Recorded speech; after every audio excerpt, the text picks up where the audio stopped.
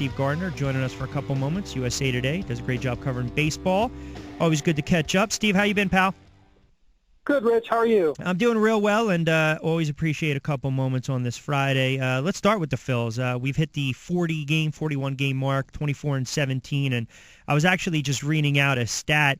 You have to go back, well, it's never been done before, with a team that's playing this good record-wise with a run differential that's that lopsided after 40 games, now 41. And I guess if you throw in last night or the other night, it's really minus 28 updated. But to me, I mean, without a doubt, it's so obvious to say they are the surprise team to start the season. I mean, do you think this team, the way they're built right now, has sustainability where they can actually carry this through to, say, July? Not really. I mean, I'm trying to be realistic, but it's just not a team that has enough offense. Yep. And I think the young pitching, the way that, they've relied on the young guys, Nola and Velasquez, you can't push those guys for an entire season. I mean, I would think you have to shut down Velasquez at some point just because you don't want to overwork him. He didn't have that much, work last year. And I think everything has come together so well. I mean, who could have thought that Gianmar Gomez would be leading the major leagues in saves at this point? I don't think that there was anything in his track record that showed that he'd be this effective. So that some sort of regression is coming at some point. So it's been a great story, and they've been able to win the close games. That's one of the things that I think is really a mark of an improving team and a solid team, is being able to win those games when, you have to do some things and make some clutch hits and make some clutch pitches. So that's good. But overall, I just don't think they have enough firepower to sustain this deep into the season. And I think the Philly fans should enjoy it, right? You don't even have to say it's a cautious optimism because no one expected this after losing 99 games last year. You mentioned Gomez, great story, right? Coming into the season, one career save. So you're right. And this year he had the blown save against the Cardinals, but he's been extremely solid. I'm curious, Carlos Ruiz, do you think? And I know over the last several seasons, teams have inquired about making a trade for Carlos Ruiz, but for one reason or another, the deal just it never stuck. Do you see that the possibility of the Phillies maybe moving him if Philadelphia came to him with a trade opportunity after the 10-5 kicks in? Do you think he would accept or reject a deal? And maybe there's a team out there, a contender, that can use a veteran catcher. Yeah, I don't know. I'm skeptical about what the market is for a guy who's 37 years old, and has been through, as much as he has. So far this season, I mean, he's got a few home runs and he's been sort of productive there. That's great. It's just a question. I don't know that he's known as a great defensive catcher either. So, I mean, that's one of those things. What will the market? It depends on injuries, I guess. Sure. And that's how the market will determine his value. If somebody gets hurt and you definitely need somebody to step in, whether it's play regularly or just a couple times a week, then maybe the market heats up. You know this from talking with me over the years. My measuring stick for a team as far as buyers or sellers, if they're going to be in contention or they're pretenders, I typically look right around the All-Star break.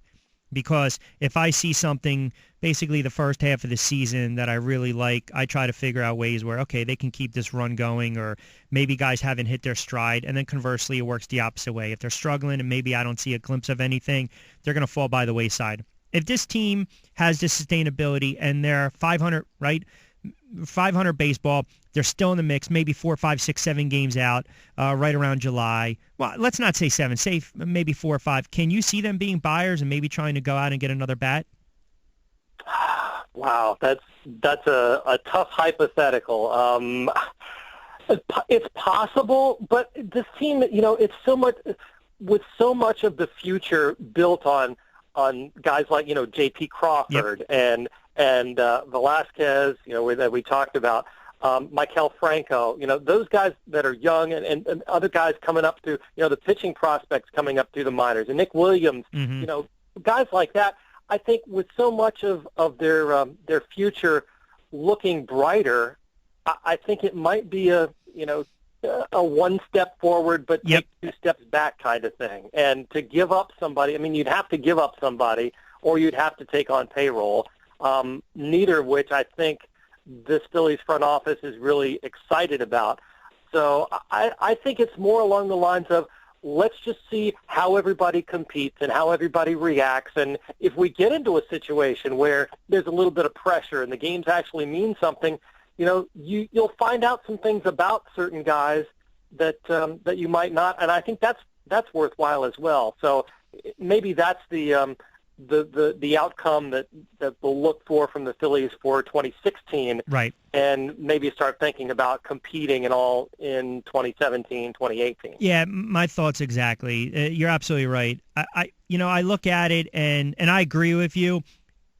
I always also believe in, hey, if you're looking around and the Nationals or the Mets are struggling, then you're right. Maybe they do something drastic outside the box, but they just called up Tommy Joseph. He obviously looks like he's going to be the first baseman of the future. You look at Franco's just 23, Galvis is 26, Goodell is 23, Herrera's 24. So this might be the year where, all right, let's get these guys at bats, let's get their feet wet, and then boom, start to compete a little more the following year. As far as the other two teams in the NL East, let's start with the Mets for a moment and Matt Harvey. And I don't know if you're a Met fan, what's more disconcerting to you, the struggles of Matt Harvey or David Wright, who seems to be breaking down more and more each and every at bat? So I think it's clearly Matt Harvey. I mean, he's the guy that is your number one starter, the guy that started the first game of the World Series. He needs to be that ace, and he needs to lead the team. And right now, he's certainly not doing that. I don't know if the drop in velocity can be directly correlated to the workload last year and how hard he was pushed, but it seems like, you know, he's having problems. Jake DeGrom is having problems. Noah Syndergaard maybe not as much as those two, but I think there's a little bit of a carryover effect, and I would be very concerned if I were a Mets fan right now, because Harvey, you know, generally is able to get it back, you know, and it seems like he hasn't been able to do that so far this season. With David Wright, I think we knew exactly what we were going to get in terms of him not being, you know, the superstar, the contributor that he was before, just because of that spinal stenosis.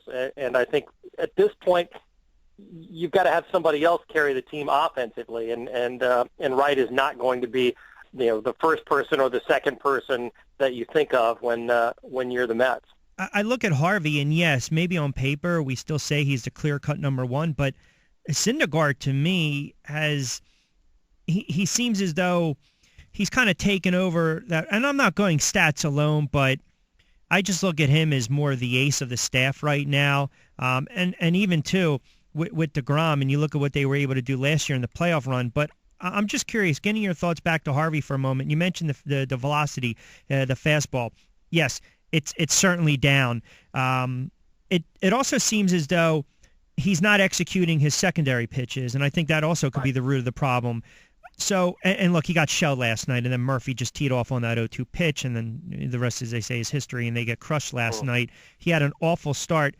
Could Collins not only turn around and have him skip his next start, but can they really do the radical thing? And if they don't, if they do have him skip his start, maybe send him down to the minors and let him get his head straight for a little bit? Because we've seen this before, and I think the best example to give is years ago with Cliff Lee, right? Everyone thought his career was done with the Indians. He won 14 games in 2005, won 18 in 2006, struggled in 2007, right around this time of year, I think closer to July. They send him down. He comes back up in September, and then he has a career year the following year.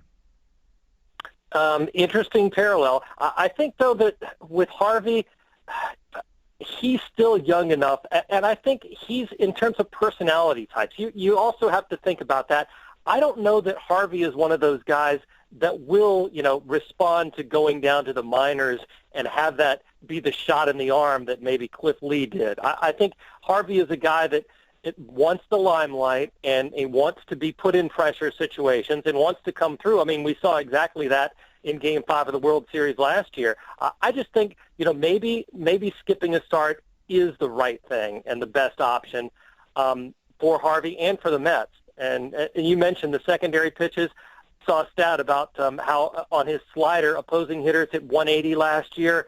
This year, they've hit 385 against him. Wow. And when you don't have that weapon and things are going that poorly, you can't help but get really rocked, and that's what we've seen so far. And it is kind of goofy with the Mets because you look at David Wright, I think he's hitting 222, but his OPB is like 359, which is just like, I mean, as a whole, again, 1:30 on a Friday, couple minutes with USA Today's Steve Gardner, does a great job covering baseball, MLB, a little MLB talk on a Friday. What's going on with the Houston Astros? Was last year a fluke, or is this just kind of a weak start to the season?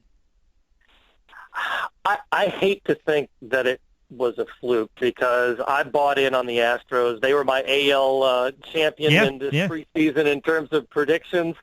So I'm not giving up on them yet. I think one of the things, though, is, when you have a team that relies on analytics as much as the Astros do, you're able to squeeze those extra wins out. And I think they did a great job of that last season. The problem is once you do that, there's not a whole lot extra to squeeze out the following year, and people start catching up with you.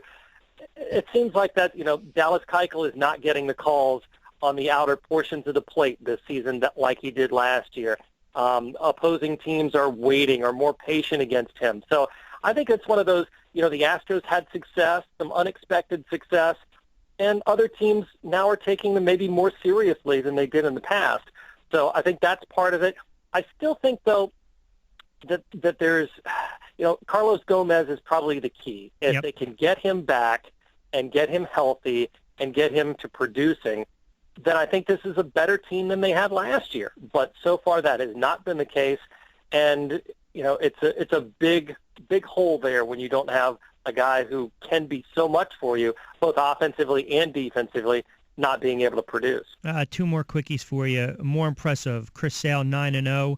And we forget he won 17 with the White Sox back in 2000. Well, you don't, but people forget that here's a guy that's won before back in 2012, or what Big Papi's been doing this year at 40, 41 years of age. I mean, and by the way, to piggyback on Papi, do you think there's a possibility he would contemplate unretiring and coming back a year?